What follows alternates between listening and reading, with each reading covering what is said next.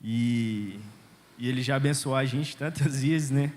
Então, quero orar para a vida dele, para agradecer a Deus pelo que Ele já fez por nós e também por essa palavra, né? Vamos orar. Senhor Jesus, nós te agradecemos, ó Pai, pela oportunidade de estarmos aqui, ó Deus, com servos teus, ó Pai, cultuando ao Senhor, ó Deus. Muito obrigado pela oportunidade de ouvir a tua palavra, Deus. Obrigado pela tua salvação, obrigado porque Jesus Cristo, ó Pai, morreu na cruz para nos salvar, ó Deus. E hoje, ó Pai, nós te agradecemos pela vida do pastor Igor, ó Deus. Obrigado pela vida do teu servo, pela vida da Júlia, do Estevão, ó Deus. Nós te pedimos, ó Pai, que o Senhor continue usando essa família na tua obra e em tudo que o Senhor quiser fazer na vida deles, ó Deus. Abençoe essa palavra, ó Pai, que ela encontre terra boa nos nossos corações e que ela frutifique, ó Deus. Em nome de Jesus, amém. Podeis sentar, irmãos. Tudo bem, vamos lá, né? Meus irmãos, está diante de nós a primeira carta do apóstolo Paulo aos Tessalonicenses. Tessalônica era uma cidade extremamente importante para o mundo antigo. Ela era a capital da província romana e sua geografia era muito privilegiada, porque Tessalônica era uma cidade banhada pelo mar Egeu, e isso fazia com que ali naquele lugar tivesse um significativo e um grande porto. E este grande porto fazia com que a cidade, ou a economia da cidade, girasse bastante. Então, nessa cidade, em sua segunda viagem missionária, é que o apóstolo Paulo prega a mensagem do Evangelho a muitas pessoas, e muitas pessoas também creem no Senhor Jesus Cristo. Se os irmãos retrocederem a Atos, capítulo 17, dos versículos 1 a 3, os irmãos vão ver o apóstolo Paulo ali naquela cidade, pregando na sinagoga. Diz a palavra de Deus que durante 3 sábados, ele estava ali falando a respeito do Senhor Jesus Cristo, e muitas pessoas vieram a se converter ao Evangelho. Paulo precisou fugir de Tessalônica, porque os judeus, tomados de inveja, isso está em Atos capítulo 17, versículos 5 e 6, começam, junto com algumas outras pessoas, começam a perseguir o apóstolo Paulo. Então eles ajuntam essas pessoas para tirar o apóstolo Paulo e tentar matá-lo. E alguns comentaristas, obviamente, porque a Escritura diz que o apóstolo Paulo provavelmente estava na casa de Jason, tanto que a multidão de pessoas que vai até o apóstolo Paulo vai à casa de Jason para ver se ele estava ali, mas ele não estava. Dali, o apóstolo Paulo vai para Bereia. E quando chega em Bereia e expõe a palavra de Deus, diz o registro que os bereanos estavam com a palavra de Deus aberta, para entender se tudo aquilo que o apóstolo Paulo estava falando era de fato verdade. E aqui eu quero pedir aos irmãos que mantenham a Bíblia aberta. Vamos dar uma de bereanos nessa noite. Mantenham a Bíblia aberta, para que vocês confiram tudo aquilo que eu estarei falando com a palavra de Deus, uma vez que Deus tem compromisso com a sua própria palavra e não com a palavra do pregador. Então, mantenha a sua Bíblia aberta. O apóstolo Paulo gostaria muito de voltar a Tessalônica, mas ele vai dizer que por vezes foi impedido. Isso está no capítulo 2 da sua primeira carta, dos versículos 17 e 18. Veja o que o apóstolo Paulo diz: ora, nós, irmãos, orfanados por breve tempo de vossa presença, não porém do coração, com tanto mais empenho, diligenciamos com grande desejo ir ver-vos pessoalmente. Por isso, quis ir até vós, pelo menos eu, Paulo, não somente uma vez, mas 2. Contudo, Satanás me barrou no caminho. O apóstolo Paulo tinha um desejo muito grande de visitar aquela igreja a qual tinha fundado, para saber como aquela igreja estava. Uma vez que ele não conseguiu ir a Tessalônica, o que ele faz? Manda Timóteo, para que Timóteo visse a condição e como os irmãos estavam se desenvolvendo ali naquele lugar. E meus irmãos, aquilo que Timóteo relata para o apóstolo Paulo é de encher o nosso coração. Capítulo 3, versículo 5, o apóstolo Paulo vai dizer o seguinte: foi por isso que, já não me sendo possível continuar esperando, mandei indagar o estado da vossa fé, temendo que o tentador vos provasse, e se tornasse inútil o nosso labor. Agora, porém, com o regresso de Timóteo, vindo do vosso meio, trazendo-nos boas notícias da vossa fé, do vosso amor, e ainda de que sempre guardais grata lembrança de nós, desejando muito ver-vos, como aliás também nós a vós outros. E é muito interessante a descrição que o apóstolo Paulo faz a respeito da fé dos Tessalonicenses. Quando nós abrimos a palavra de Deus, por exemplo, no capítulo 1, dos versículos 6 a 10, o apóstolo Paulo vai traçar como aquela igreja estava se desenvolvendo e crescendo. Diz o capítulo 1, versículo 6, com efeito, vos tornastes imitadores nossos e do nosso Senhor. Ou seja, aquela igreja era uma igreja que tinha Cristo como seu objetivo de vida. Aquela igreja imitava o Senhor Jesus Cristo. O apóstolo Paulo continua dizendo, tendo recebido a palavra, posto que no meio de muita tribulação, com alegria no Espírito Santo. Não era uma igreja, meus irmãos, que estava simplesmente gozando dos louros da tranquilidade. Não, era uma igreja que estava sob dificuldade, uma igreja que estava sob tribulação. E o apóstolo Paulo vai dizer, uma vez que Timóteo retorna com as notícias, o apóstolo Paulo diz que essa igreja tem alegria em meio à tribulação. E essa alegria não é produto dos próprios irmãos de Tessalônica. Essa alegria era proveniente do Espírito Santo, como diz o versículo 6. Verso 7, Paulo diz, de sorte que vos tornastes um modelo para todos os crentes na Macedônia e na Acaia. Veja, meus irmãos, que descrição belíssima a respeito dos crentes em Tessalônica. Paulo diz que aquela igreja era um modelo para toda a Macedônia e também na Acaia, ou seja, uma grande região que aquela igreja se tornou modelo para aqueles irmãos que estavam ali. Verso 8, Paulo diz, porque repercutiu a palavra do Senhor, não só na Macedônia e na Acaia, mas também por toda parte se divulgou a vossa fé para com Deus, a tal ponto de não termos necessidade de acrescentar coisa alguma. Meus irmãos, que descrição belíssima. E aí nós precisamos nos perguntar aqui, mesmo introduzindo essa mensagem, se alguém fosse escrever uma carta sobre a primeira igreja batista em Divinópolis, quais seriam os adjetivos que essa pessoa que está escrevendo daria a nós como igreja?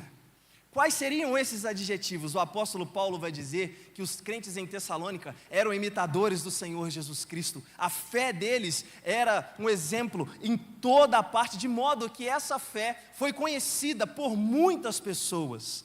Meus amados irmãos, verso 9, Paulo diz, pois eles mesmos, no tocante a nós, proclamamos que repercussão teve o nosso ingresso no vosso meio, como deixando os ídolos, se convertestes a Deus, para servirdes o Deus vivo e verdadeiro, e para guardardes do céu o seu Filho, a quem Ele ressuscitou dentre os mortos, Jesus, que nos livra da ira vindoura. Veja, era uma igreja que estava com a sua fé bem estabelecida, o seu amor sendo visto, e a sua esperança que queimava em seus corações.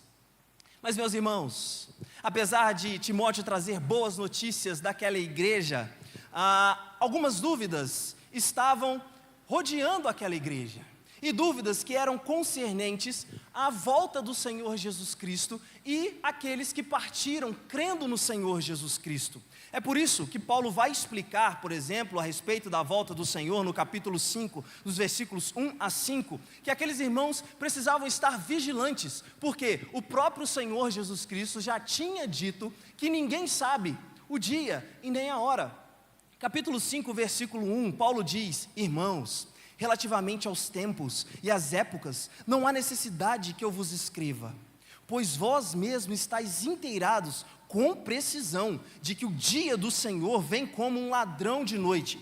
Quando andarem dizendo paz e segurança, eis que lhes sobrevirá repentina destruição, como vem as dores de parto, que está para dar à luz, e de modo nenhum escaparão. Vocês, entretanto, meus irmãos, Paulo diz, não estáis nas trevas, para que esse dia, como ladrão, não vos apanhe de surpresa.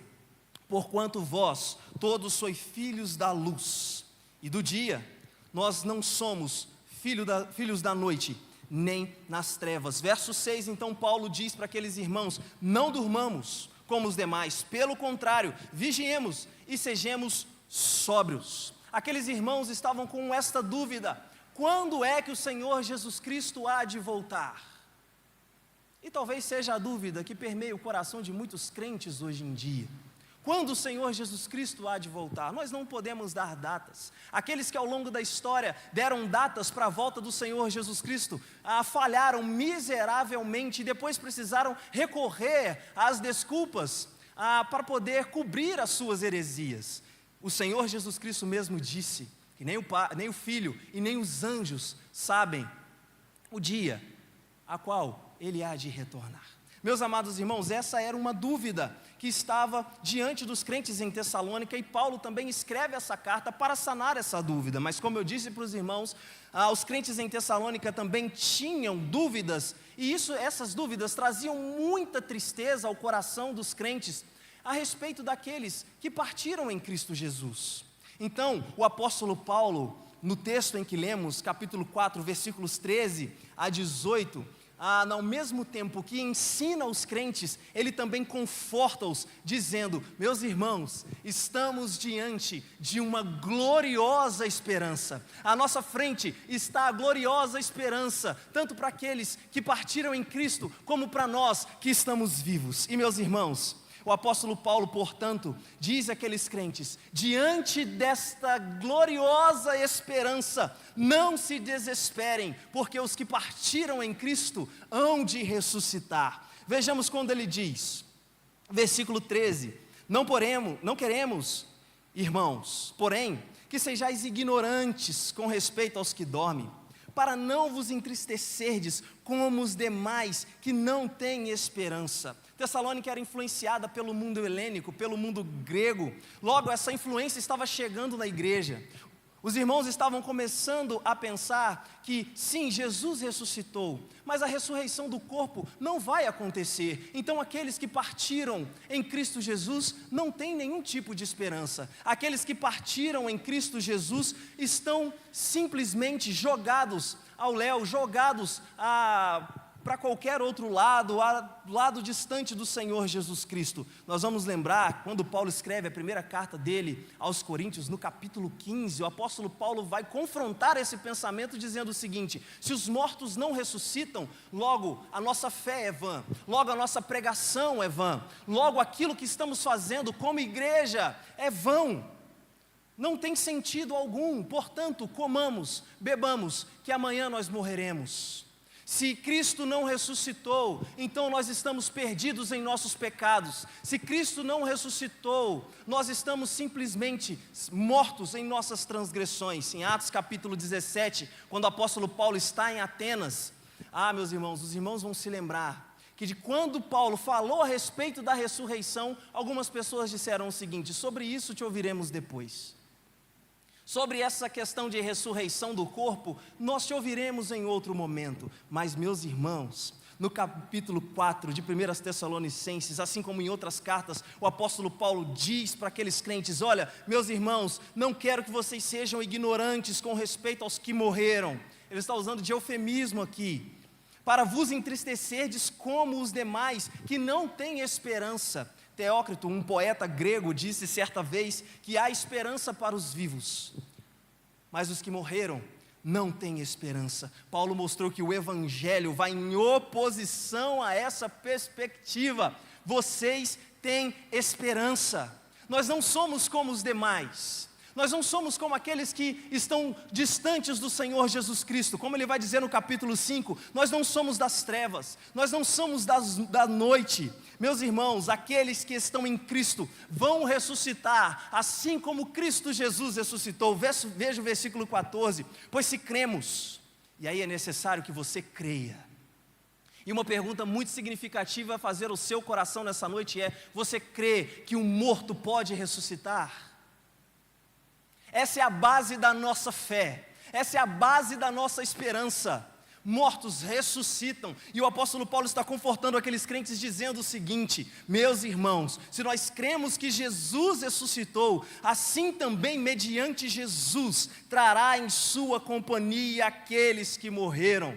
Em Cristo Jesus, aqueles que morreram têm esperança, eles estão guardados e protegidos no Senhor. Nas palavras do comentarista bíblico William Barclay, isso significa que entre Jesus Cristo e o homem que o ama, há uma relação que não pode ser destruída por nada. Ou seja, nada pode nos tirar das mãos do Senhor Jesus Cristo, dos seus braços seguros. Uma relação independente do tempo, uma relação que ultrapassa a morte. Pelo fato de Cristo Jesus ter vivido, morrido e ressuscitado, também o homem que é um com Cristo viverá, morrerá e também ressuscitará. Ah, meus irmãos, que glória! Que esperança que nós temos, uma esperança que o mundo não tem, uma esperança que aqueles que estão distantes do Senhor Jesus Cristo não têm. Aqueles que partiram, a qual nós amamos, ressuscitarão, não serão alminhas que ficarão vagando no céu, não, receberão um novo corpo, receberão um corpo glorificado. É por isso que os que estão unidos a Cristo pela fé têm esperança, a sua vida tem sentido.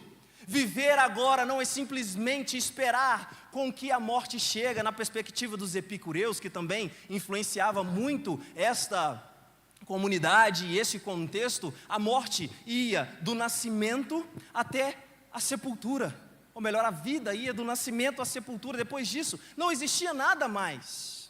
E se nós partirmos dessa perspectiva, meus amados irmãos, nós vamos cair no absurdo, nós vamos cair em um niilismo prático que vai fazer com que a nossa vida viva em angústia. Se a eternidade não existe, se a eternidade de fato não existe, nós podemos fazer aquilo que queremos da nossa vida, nem ser moral faz sentido algum. Algumas pessoas vão dizer que a moralidade, apesar de não existir vida eterna, é para que o convívio seja estabelecido entre nós, mas isso perde o seu sentido quando a sua família está sendo acometida por algo muito ruim e que você talvez precise até mesmo roubar para ajudar a sua família. Se não existe eternidade, todas essas coisas estão liberadas para que façamos. Mas o apóstolo Paulo está dizendo: não, meus irmãos, não, nós temos esperança, a vida faz sentido, a realidade não é um fim em si mesma. A realidade aqui, meus irmãos, sim, é uma realidade dura, uma realidade complicada, mas é uma realidade que para aqueles que estão em Cristo Jesus pode se tornar gloriosa. Por quê? Eles transcendem essa realidade, a perspectiva deles não está aqui. Como o apóstolo Pedro vai dizer na sua carta, são apenas peregrinos. Estamos passando por aqui. E o apóstolo Paulo conforta os crentes dizendo: olha, meus irmãos, Cristo ressuscitou.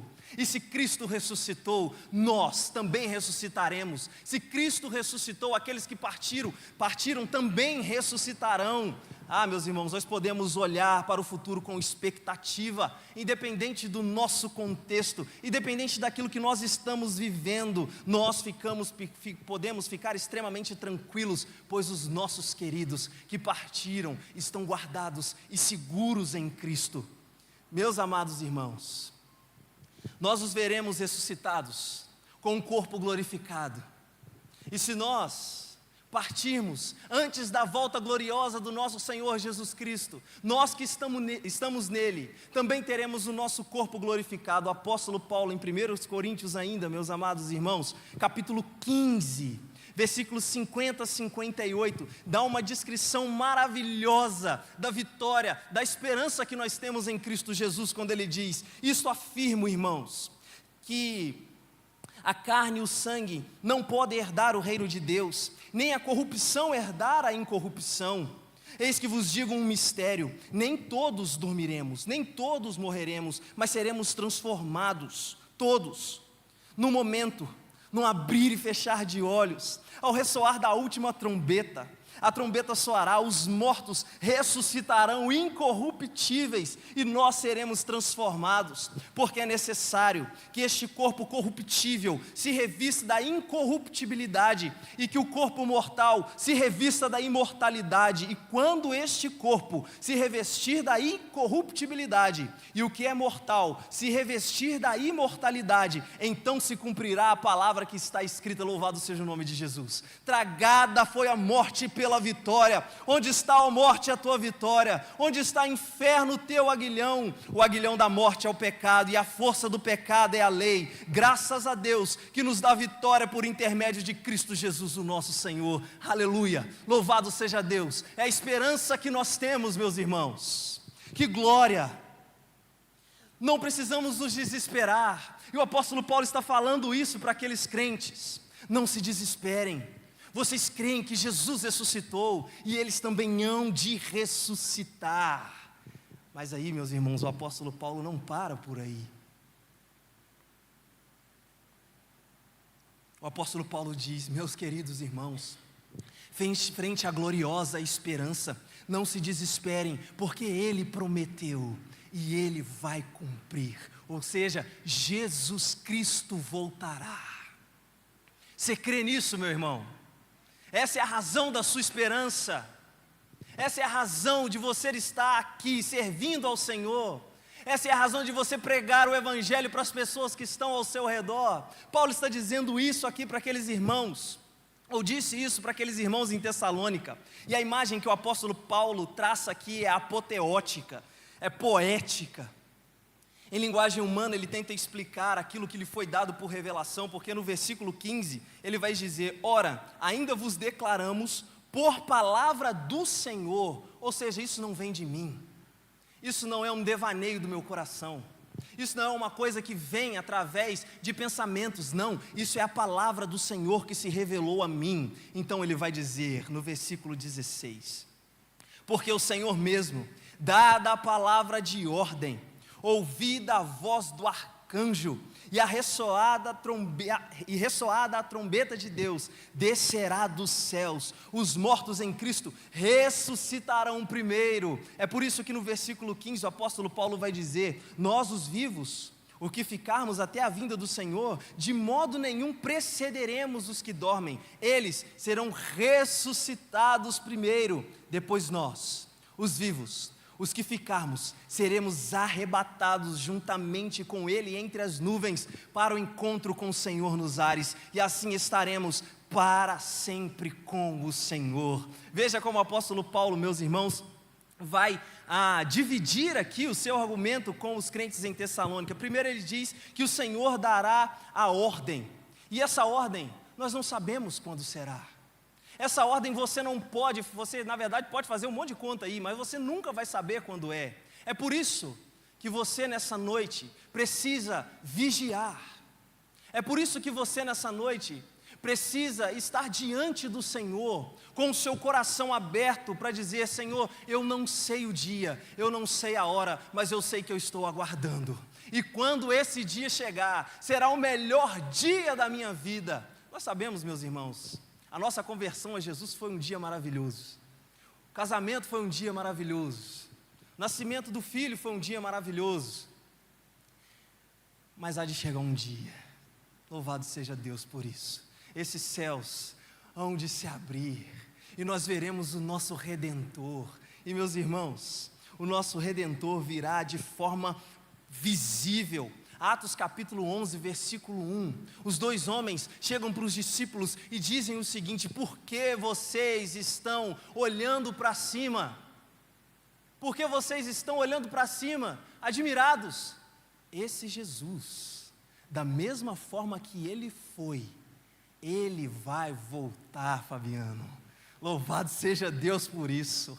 É a nossa esperança. Então Paulo diz: ele descerá dos céus, todo olho verá, e toda a língua há de confessar que Jesus Cristo é o Senhor, para a glória de Deus Pai. Mas a grande questão aqui, meu querido visitante, é qual vai ser a sua confissão.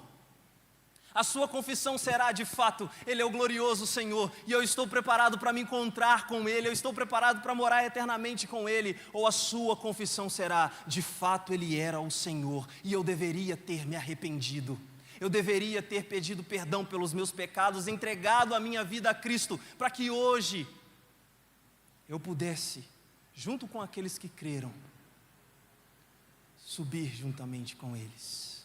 Qual será a sua confissão? Será de forma visível. Todo olho verá o Senhor Jesus Cristo. Ele virá de forma pessoal. Apocalipse capítulo 22, versículo 20. A palavra de Deus vai nos dizer o seguinte.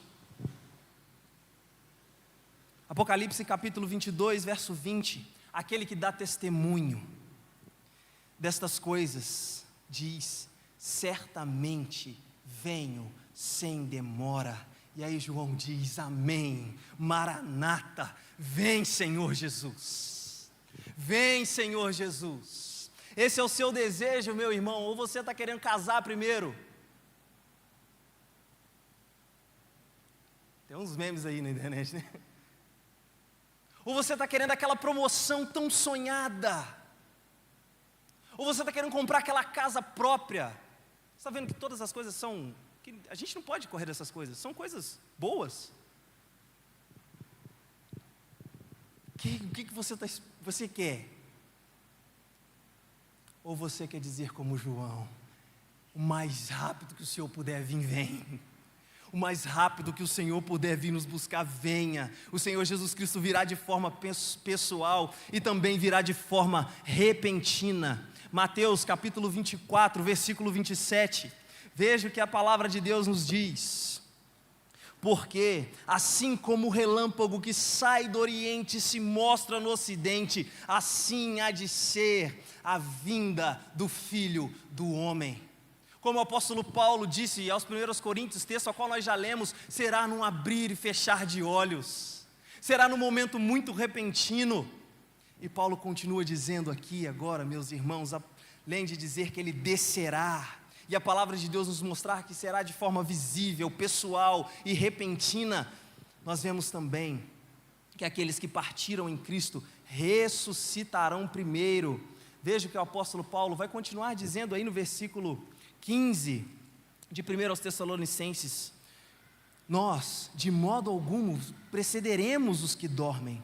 Verso 17: nós, os que ficarmos vivos, seremos arrebatados juntamente com eles entre as nuvens, com o encontro para o Senhor nos ares. Verso 16: os mortos em Cristo ressuscitarão primeiro, os vivos serão arrebatados e os salvos viverão por toda a eternidade. Meus amados irmãos, Lucas capítulo 21, versículo 27 a 28, traz uma descrição maravilhosa a respeito da vinda do nosso Senhor Jesus Cristo, quando a palavra de Deus diz, verso 25: haverá sinais no sol, e na lua, e nas estrelas, sobre a terra angústia entre as nações, em perplexidade por causa do bramido do mar e das ondas. Haverá homens que desmaiarão de terror e pela expectativa das coisas que sobrevirão ao mundo, pois os poderes dos céus serão abalados. Então, diz o verso 27, se verá o Filho do Homem vindo numa nuvem, com poder e grande glória. E o verso 28 enche o meu coração de alegria, enche o meu coração de esperança quando diz: quando essas coisas começarem a acontecer, exultai, erguei a vossa cabeça, porque a vossa redenção se aproxima. Exaltado seja o nome de Jesus. Nós não precisamos temer a volta do nosso Senhor Jesus Cristo, porque para os salvos esse dia será marcado por alegria, mas para os perdidos será um dia marcado por tristeza. Para nós será um dia de abraços apertados, a gente que a gente não via há muito tempo. Para os perdidos, choro e ranger de dentes. Para nós, choro de alegria, erguendo as nossas cabeças e vendo o nosso Senhor descer. Mas para os perdidos, um dia de tristeza. Para nós, um dia de redenção, mas para aqueles que não estão em Cristo Jesus, um dia de condenação. E a minha pergunta para você que nos visita é uma: em qual dos dois grupos você estará? Esse dia a qual nós estamos celebrando aqui, cantando músicas a respeito da volta de Jesus, cantando músicas a respeito da nossa esperança, cantando essas músicas com muita alegria no coração, exultando e sabendo que um dia veremos pessoas e veremos o nosso Redentor face a face. Esse dia para nós é um dia de alegria. Nós não temos medo, nós lemos Apocalipse, né? Porque diz que se ler Apocalipse você vai ficar com medo. Não, a gente não tem medo de ler Apocalipse.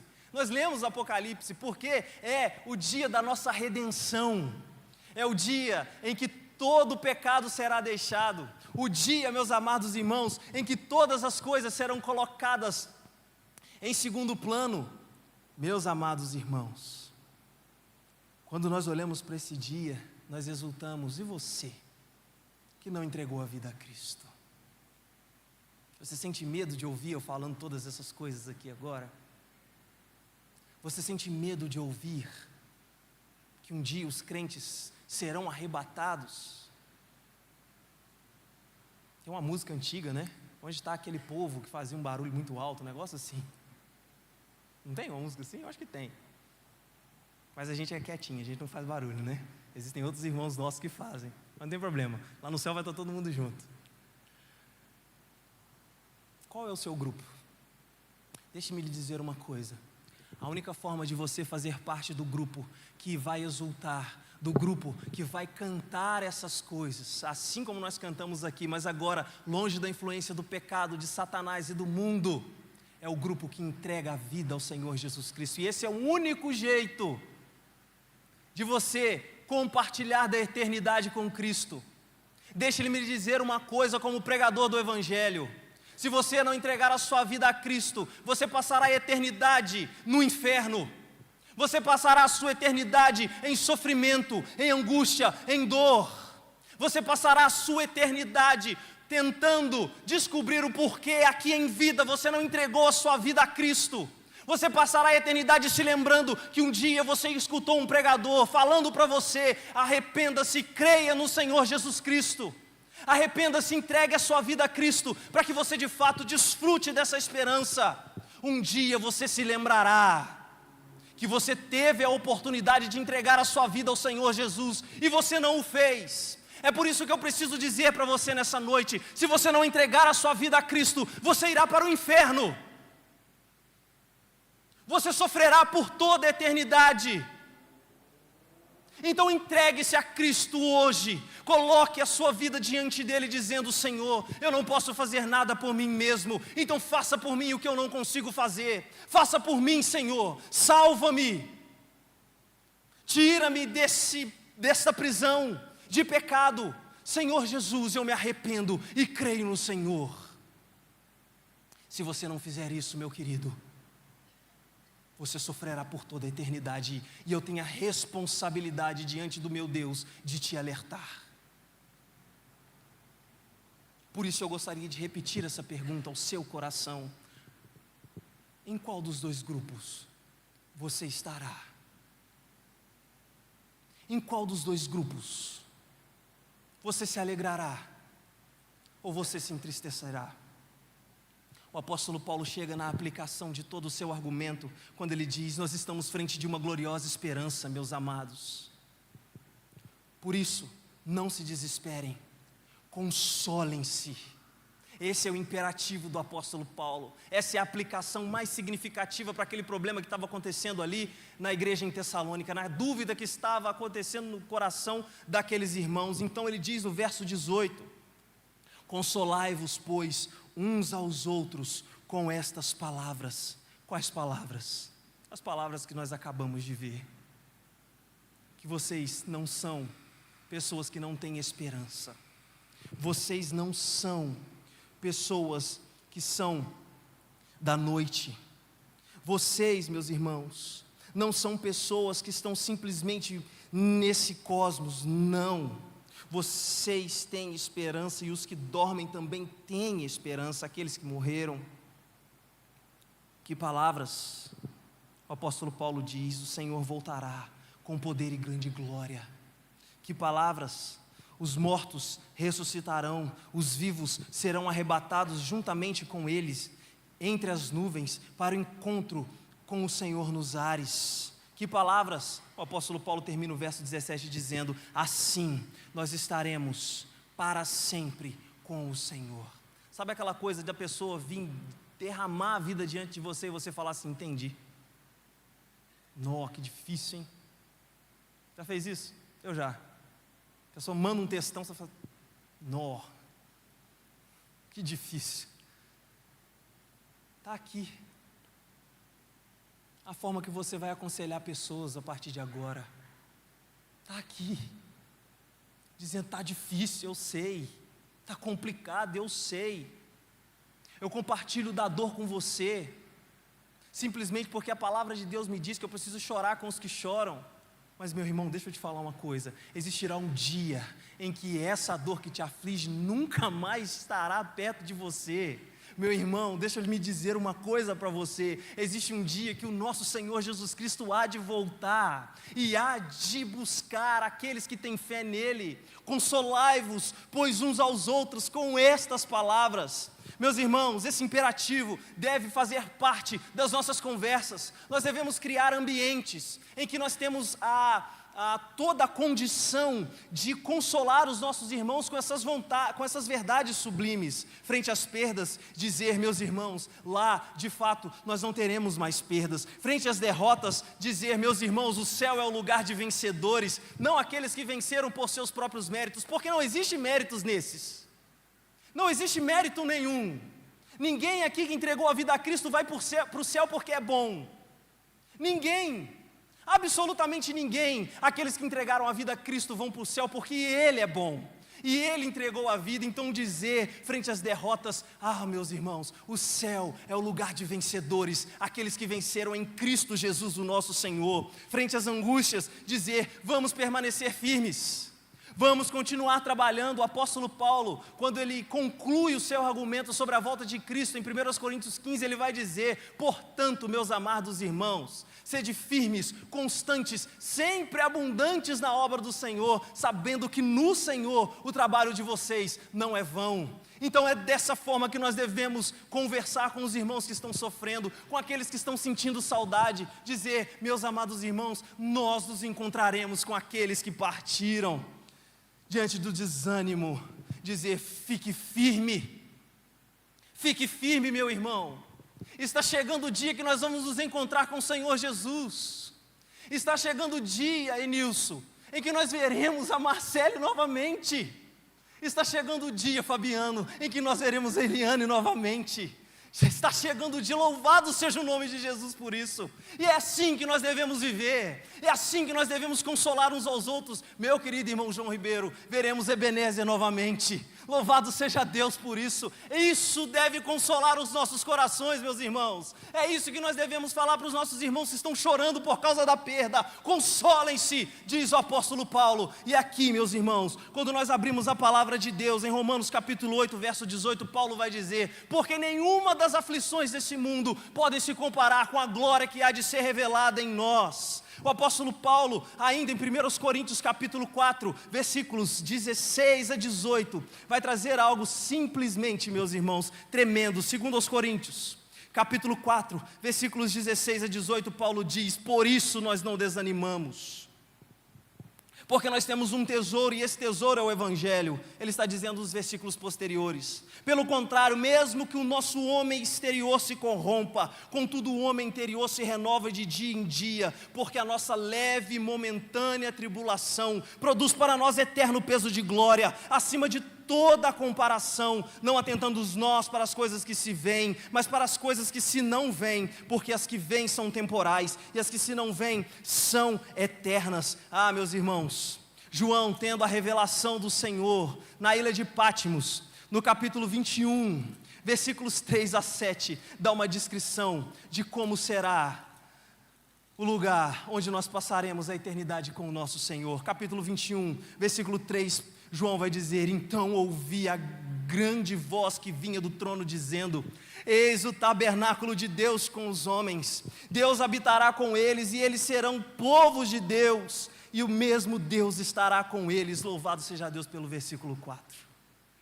Você que chora, meu irmão, você que está chorando, minha irmã, seja por qualquer motivo for, diz o versículo 4 da palavra de que nós cremos, a palavra de Deus: Ele mesmo enxugará dos olhos toda lágrima, e a morte já não existirá, já não haverá luto, nem pranto, nem dor, nem clamor, porque as primeiras coisas são passadas. E aquele que está sentado no trono disse: eis que faço novas todas as coisas, e acrescentou: escreve, porque estas palavras são fiéis e verdadeiras. E disse-me ainda: tudo está feito. Como nós cantamos: eu sou o alfa, o ômega, o princípio e fim. A quem tem sede darei de graça da fonte da água da vida. O vencedor herdará todas essas coisas, e eu lhe serei Deus, e ele me será por filho. Ah, meu querido, você que nos visita e tem sede, você tenta satisfazer a sua vida com tudo que esse mundo pode te dar, e você nunca fica satisfeito.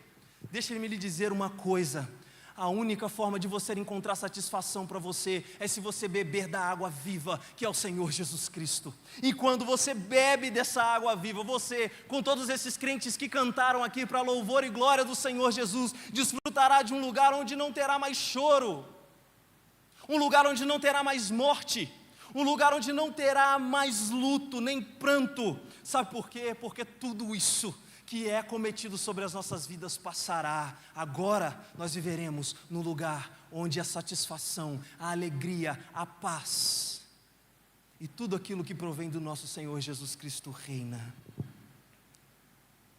É por isso que eu gostaria de fazer uma pergunta ao seu coração nessa noite, ou mais uma: qual é a base da sua esperança? No que você se agarra? Ou em quem você se agarra quando as coisas estão indo de mal a pior?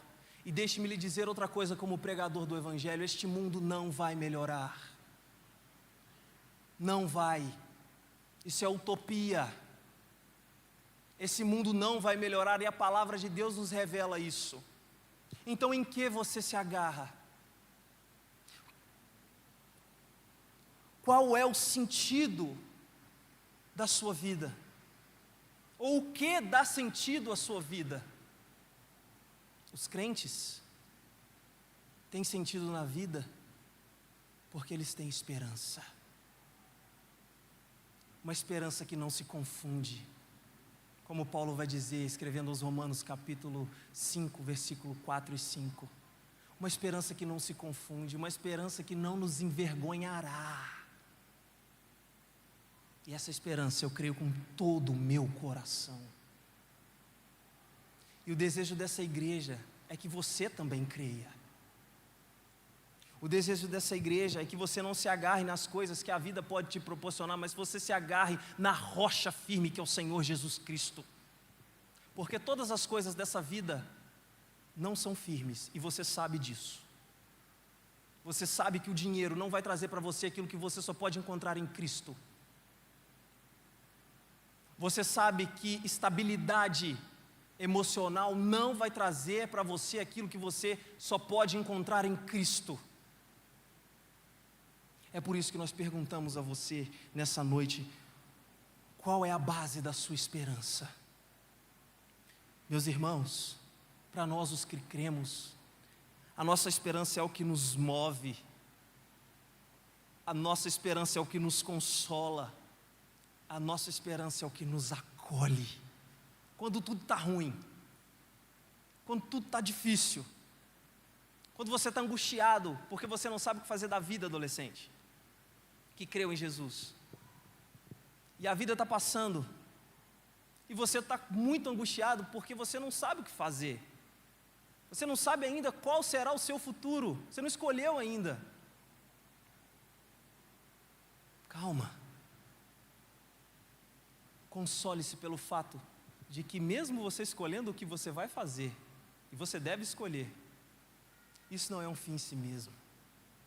Um dia você viverá para toda a eternidade com o Senhor Jesus Cristo, você que creu.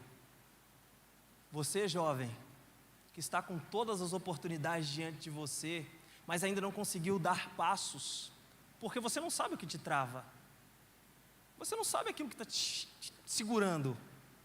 Console-se pelo fato de que você tem uma esperança. Console-se pelo fato de que você precisa dar passos para frente. Sim, precisa. Mas eles não serão tão significativos quanto o encontro com o Senhor Jesus Cristo. Você, casado, que está vendo as coisas acontecerem, você tem filho e diz: meu Deus, o que será? Esse mundo está indo de mal a pior. Faça a sua parte, mostrando Cristo para o seu filho. Seja a palavra que ele há de ler. E console-se pelo fato de que quem confronta e quem converte o coração do seu filho não é você. Você não é o mediador entre Deus e seu filho. O único mediador entre Deus e seu filho é o Senhor Jesus Cristo. Então console-se no fato de que você entregou a vida a Cristo e está fazendo de tudo para que o seu filho também entregue a vida a Cristo. E agora isso quer com o Espírito Santo de Deus. Você é idoso. Você tem muito para poder ensinar aos jovens. Você não está vindo na igreja simplesmente para deixar o tempo passar. Você tem que olhar para os jovens e dizer: não para não, continua firme. Sabe por quê? Porque um dia Jesus Cristo virá e através de você muitas pessoas podem ouvir a respeito do Evangelho. Então não pare, deixe-me lhe contar algumas das experiências da minha vida. Então você tem muita coisa para fazer na igreja ainda. Tem muita coisa.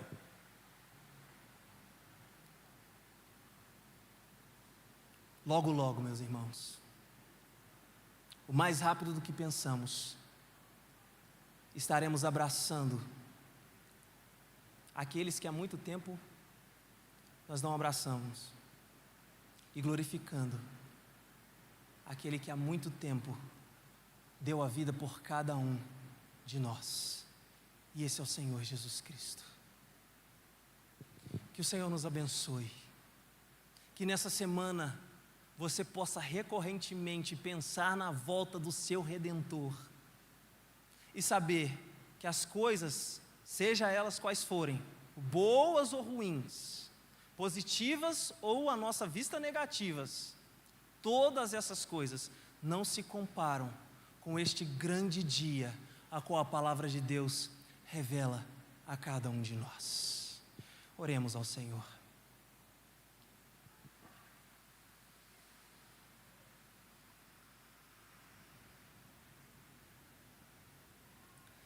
Senhor nosso Deus, nosso Pai amado, nós te agradecemos, Pai, pela tua preciosa palavra, que mostra-nos a beleza da vinda de Cristo Jesus.